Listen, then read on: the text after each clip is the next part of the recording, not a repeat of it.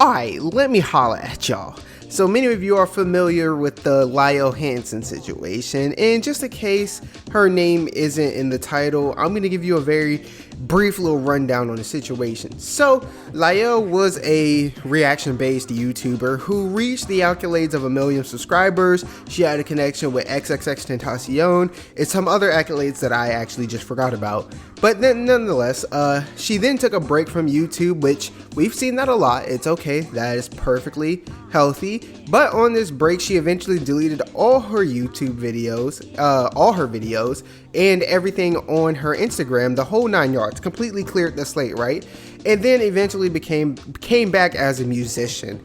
Seems normal enough so far, but although I do disagree with the process, what she did, I can see the thought process behind it.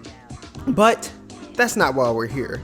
Lael then transitioned to TikTok to promote her music. Smart idea. According to multiple sources, her music is actually pretty good, and Lael is visually talented. We know how much TikTok supports the visually talented. Now, the issue people have with this is Lael guilt tripped her audience with lies so they could, promote her musical projects, right? Saying things along the lines of, my friend screwed me over and said I wouldn't make it. Pre-save my song to prove her wrong. I'm in the middle of nowhere with no friends, just chasing my dreams with no help. Pre-save my project and I'll remember you when I blow up. My life sucks because X, Y, and Z. Now those aren't her exact words, but if you've seen the videos, you know I'm pretty much spot on, and if I'm not a lazy editor, I'll actually put those videos in right here. My life fucking sucks. I'm an artist from the middle of nowhere. I've never gotten lucky or had any overnight success because I refuse to sell my soul. My life is pretty boring, but I know my music is special, and my videos are gonna win a Grammy. The only thing I don't have is a friend, cause my best friend, who I thought was my biggest fan, turned out to be my biggest hater. I don't need her though, cause hopefully I have you. Let's prove her wrong by blowing this shit up, sharing with everyone, and getting our song to 10,000 pre-saves by my birthday in 5 days. When our song goes platinum, I'll look back at the pre-saves and remember you, a real friend that changed my life. But for now, my life fucking sucks. Alright, assuming that I showed you it and then just jump cut to this next segment. Anyways, while these self-made ads are very well edited and a very touching, message, it's a lie, okay? But here's the problem with that. Lael has over 1 million subscribers, and before she even made these ads, she had already posted music that was already well received. Needless to say, saying my life sucks while being a very successful YouTuber who just came back from a vacation kind of rubbed people the wrong way. Also needless to say, telling people you have no friends and you're doing this with no help when there's a large audience that waited an extreme amount of time for your return and supported your return despite you flipping your content choice also rubbed people the wrong way. Now, this video was originally going to be titled Before Lael and Hansen, There Was Him, and him being Samaj. Samaj was pretty much the same thing, just on a smaller scale. Samaj was a reaction YouTuber who I actually started watching, and I messed with his energy and whatnot, but then he suddenly just disappeared. He eventually did the same thing Lael would do, later, as in delete all his videos and rebrand as Maj. Now, Samaj transitioned to being a rapper, and he actually signed to a label, but after he came back, he went from Samaj to just Maj. And 5 months ago, he posted this video titled My Downfall in the Music Industry, and he talks about just about everything that led up to this video and whatnot. Now, two main points of this video are, now that the main 2 points of this video are explained, let me rant to y'all a little bit. I don't get this whole lying to your audience and embellishing your come-up story. I really don't. I don't understand why people think they have to be cool and stick to trends. Now, if you're following trends every once in a while to grow your channel or grow your whatever you're doing, I get it. Sometimes original ideas aren't really supported, and you gotta clout chase a little bit, and that's okay, a healthy amount. But this whole rappers have to be a thug, you gotta be grimy, that's dumb. This whole if you're a singer, you have to be emo. You got to be a reject. That is dumb. Like, do y'all not understand when you're popular and when you're popping, when you're popping, everything you do is cool, especially when you hit a certain level of fame. Like, here's some examples. I'm putting the picture up of Gunna right here. What the fuck is this outfit? Gunna can dress, right? We've all seen Gunna. He has drip. But in this picture, I don't know what the hell he was thinking. Mans has on a fishnet stripper undershirt, and as homophobic as these rappers are, I do not understand how he got away with this, and there's artists in his comments just loving this fit. There's people who think Johnny Test look cool, and look at this face from Lil Peep. As of right now, Lil Peep's my biggest influence, right? Rest in peace to the dude. But that's my dog. But this is goofy looking as hell, and people supported it. Anyways, back to the point. My point is, another point at this, you know what I'm saying?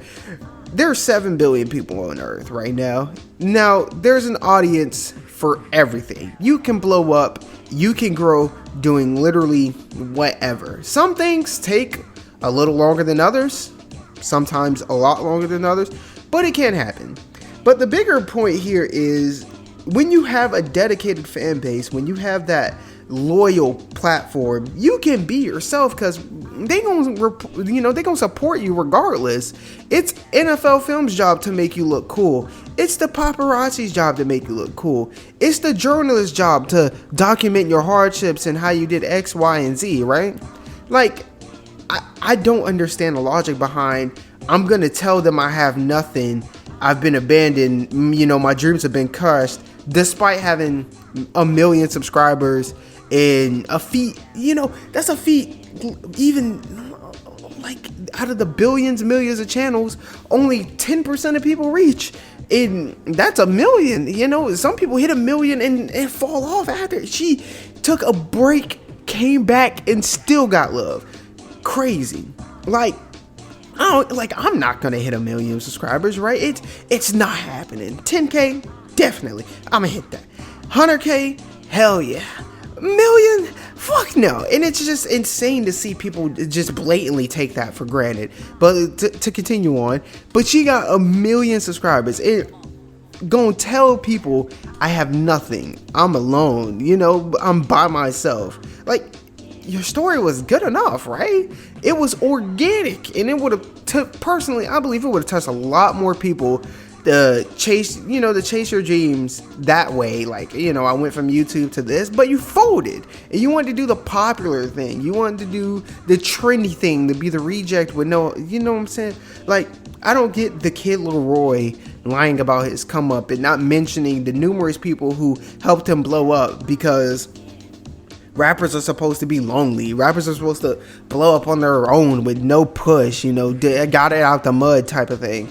Because blowing up as a fucking teenager out of Australia to become one of the biggest artists in America just isn't a good enough story. I didn't have any help. I had to do it by myself. Like, I don't get it. I also don't get this whole why you need to delete your past and shit. Like, why delete your reaction videos? Why delete all the things off your Instagram? Why fabricate a story on top of that? Like, in comparison, like, personally, when I blow up, right, I want people to see that I have over 500 videos of, you know what I'm saying? I want people to see that I went to college. I want them to go to my Instagram and see how depressed I was a few years ago. I want them to see all the Madden videos. I want y'all to see the failed Tinder videos, the videos with the editing mistakes, because that's organic. That shit's relatable. When I come up, people are gonna respect that. Like, I don't see why people don't share that same, like, consensus. I don't see why they're not cognating that. Like,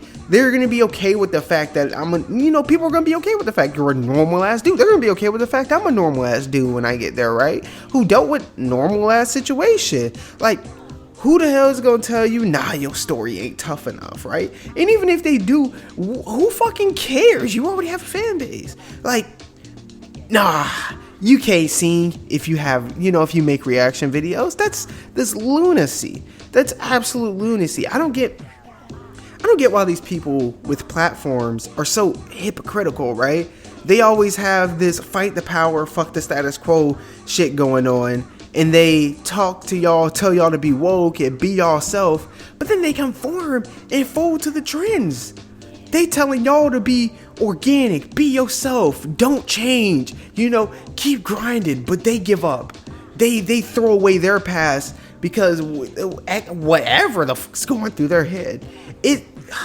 It's sad. It's also sad to see that artists and these bigger platforms, and this is not just like artists in general, like this is YouTube, anything that has a platform, public figure, it's crazy to see how they don't take y'all serious, right?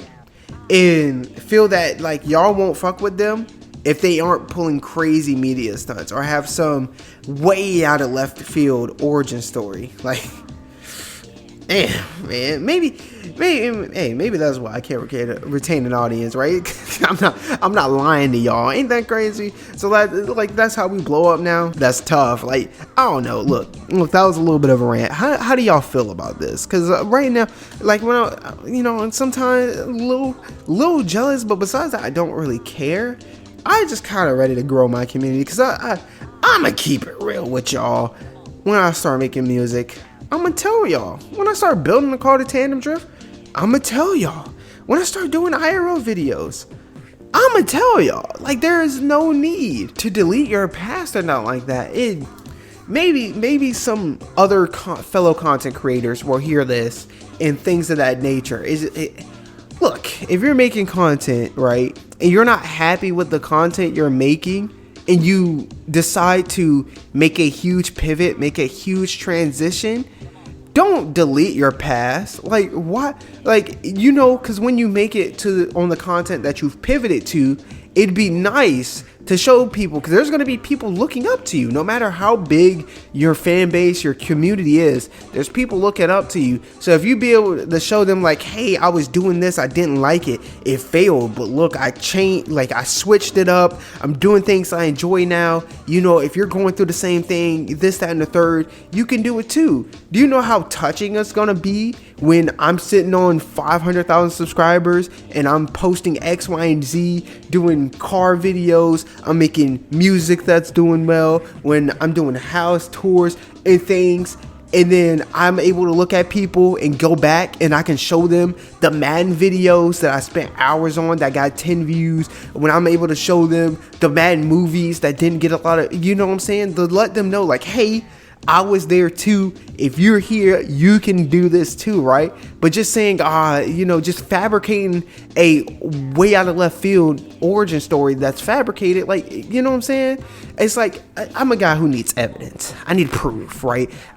When I tell you guys that I went to college and I dropped out with 500 subscribers, I wanted to show y'all the proof so y'all can be like, oh shit, I can do that too. When I say I was on Madden for years, grinding, not getting nothing, I want to be able to show y'all, because it's going to hit different. It's going to hit different just saying, I'm from the middle of nowhere, did this by myself, I spent a little time here, a little time there. No, I want y'all to know. I want y'all to see. Like, if y'all want more details, y'all go back and look type shit. Not just, it wasn't nothing though. Like, I feel like people just lose the come up. They really do. They get a couple months of fame, especially if it's sustained fame, and they just forget like the come up, the grind. They forget that and they downplay it and they make it seem like it was easy. They did it by themselves. That's not the truth. That's not the truth. But anyways, look, hey, let me know how y'all feel. There's probably not going to be enough of y'all watching for me to get a decent amount of comments on this, but hey, whatever. People in the future will watch it and they'll comment on it. But until they come, remember, envy no man, because we know we up next. Sponsored by Atari. And bye-bye.